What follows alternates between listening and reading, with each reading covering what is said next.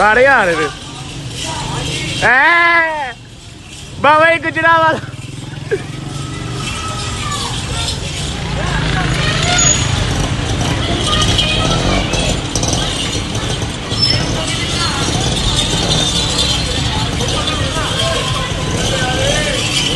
ਸਾਰੇ ਪਾਸੇ ਆ